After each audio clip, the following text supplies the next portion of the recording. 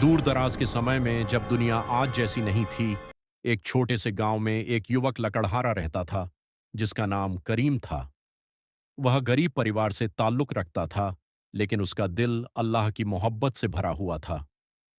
हर सुबह वह अपनी लकड़ियां लेकर जंगल की तरफ निकलता और रास्ते में अल्लाह का जिक्र करता। उसकी जुबान पर हमेशा शुक्र के शब्द होते, चाहे उसके पास खाने को सिर्फ सूखी रोटी ही क्यों न हो। गांव के लोग अक्सर उसकी सादगी पर हंसते और कहते कि यह सिर्फ अल्लाह पर भरोसा करके कैसे गुजारा करेगा। लेकिन करीम कभी परेशान नहीं होता था, क्योंकि उसका ईमान पहाड़ों से भी मजबूत था। एक दिन जब करीम अपनी लकड़ियां इकट्ठा कर रहा था, उसने देखा कि आसमान पर काले बादल छा गए हैं। तेज हवाएं चलने लगीं और बारिश के कतरे गिरने लगे।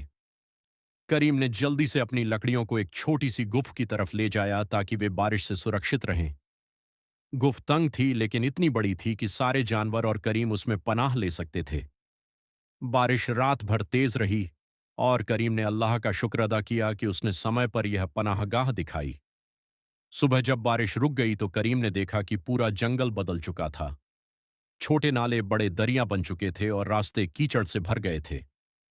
करीम को समझ आ गया कि वापस गांव जाना मुश्किल होगा, लेकिन उसने घबराने के बजाय अल्लाह से दुआ की और कहा, ए अल्लाह, मैंने तुझ पर भरोसा किया है और तू ही मेरा हाफिज है। गांव में एक अमीर ताजिर रहता था जिसका नाम हमजा था। उसके पास बहुत सारा माल और दौलत थी, लेकिन उसका दिल कठोर था और वह गरीबों की मदद नहीं करता था। एक दिन हमजा को सपना आया कि एक बूढ़ा आदमी उसे कह रहा है कि अगर वह अपनी दौलत में से गरीबों को नहीं देगा तो अल्लाह उसकी दौलत छीन लेगा। हमजा ने सपना नजरअंदाज किया और अपनी दौलत जोड़ने में व्यस्त रहा। कुछ दिनों बाद उसका काफिला, जो कीमती सामान लेकर दूसरे शहर जा रहा था, डाकुओं के हमले का शिकार हुआ। डाकुओं ने सारा माल लूट लिया और उसके नौकर घायल हो गए। हमजा बहुत परेशान हुआ और उसने अपने दोस्तों से सलाह ली, लेकिन कोई मदद नहीं कर सका। आखिरकार एक बुजुर्ग ने उसे सलाह दी कि वह अल्लाह से मदद मांगे और गरीबों की मदद करना शुरू करे। दूसरी तरफ करीम जंगल में कई दिन बिता चुका था और उसका खाना लगभग खत्म हो चुका था। रास्ते भी अभी तक खतरनाक थे, लेकिन उसका ईमान कमजोर नहीं पड़ा। वह हर नमाज के वक्त अल्लाह से दुआ करता और कहता, ए अल्लाह, जो तूने मेरे लिए लिखा है वही बेहतर है। एक दिन वह अपनी लकड़ियों के साथ एक नए स्थान पर गया और उसने एक पेड़ देखा जिस पर मीठे फल लगे हुए थे। करीम ने अल्लाह का शुक्र अदा किया और कुछ फल तोड़कर खाए। पास ही एक छोटा सा झरना था जहां से साफ पानी बह रहा था। करीम समझ गया कि यह अल्लाह की तरफ से रज़क है। गांव में हमजा की मुश्किलें बढ़ती जा रही थीं। उसके कर्जदार उससे पैसे मांग रहे थे और वह उन्हें लौटाने में सक्षम नहीं था। एक रात हमजा ने फैसला किया कि वह मस्जिद जाकर अल्लाह से दुआ करेगा। वह मस्जिद गया और दिल से अल्लाह से माफी मांगी। उसने वादा किया कि अगर अल्लाह उसकी मदद करेगा तो वह अपनी दौलत का हिस्सा गरीबों में बांटेगा। वहीं करीम जंगल से वापस गांव लौटने की कोशिश करता है। रास्ते में उसे एक घायल आदमी मिलता है। करीम उसकी मदद करता है, उसे पानी पिलाता और जख्मों पर जड़ी बूटियां लगाता। वह आदमी एक मुसाफिर ताजिर था जिसका नाम सलमान था। करीम और सलमान मिलकर गांव की तरफ सफर करते हैं।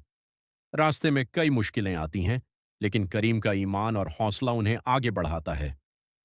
सलमान देखता है कि करीम हर कठिनाई में अल्लाह पर भरोसा करता है और कभी शिकवा नहीं करता।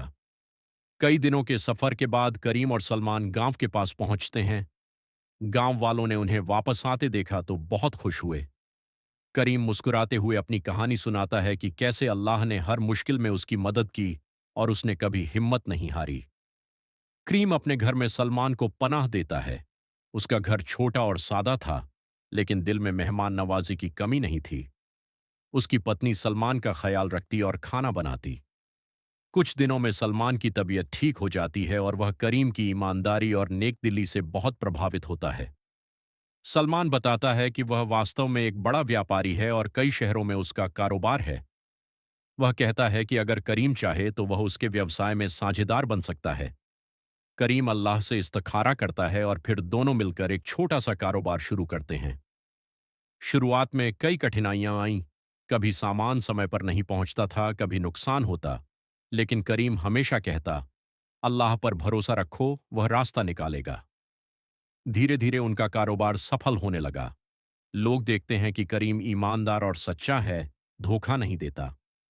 कुछ सालों में करीम एक सफल व्यापारी बन जाता है, लेकिन उसने गरीबों की मदद करना कभी नहीं छोड़ा।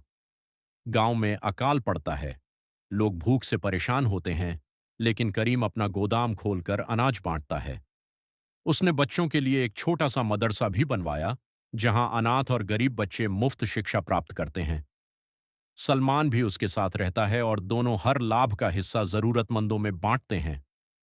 करीम हमेशा कहता है, यह सब अल्लाह की कृपा है, मैं केवल एक माध्यम हूं।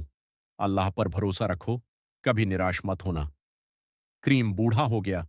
उसका पोता पूछता है, दादा जान, आपकी जिंदगी का सबसे बड़ा सबक क्या है?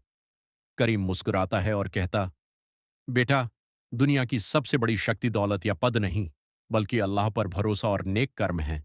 अगर दिल से सच्चे और नेक हो तो अल्लाह तुम्हें कभी अकेला नहीं छोड़ेगा। यही असली सफलता है। करीम की कहानी आज भी सुनाई जाती है। लोग अपने बच्चों को बताते हैं कि अगर इंसान सच करीम अब बूढ़ा हो चुका था, लेकिन उसका ईमान उतना ही मजबूत था। उसने अपने जीवन में देखा था कि कठिनाइयां चाहे कितनी भी बड़ी हों, अगर इंसान अल्लाह पर भरोसा रखे और नेक दिल्ली से काम करे तो हर मुश्किल आसान हो जाती है। गांव के बच्चे अब बड़े हो चुके थे, लेकिन करीम हमेशा उन्हें सिखाता कि असली ताकत दौलत या पद में नहीं, बल्कि अल्लाह पर भरोसा और नेक किरदार में है। एक दिन करीम का पोता उसके पास आया और कहा, दादा, मैं भी बड़ी होकर आपका जैसा इंसान बनना चाहता हूं। करीम ने उसे गले लगाया और कहा, बेटा, हमेशा याद रखना, ईमान और अच्छाई से बड़ा कोई धन नहीं। दूसरों की मदद करो, दिल साफ रखो और अल्लाह पर भरोसा रखो। यही जिंदगी का सबसे बड़ा सबक है।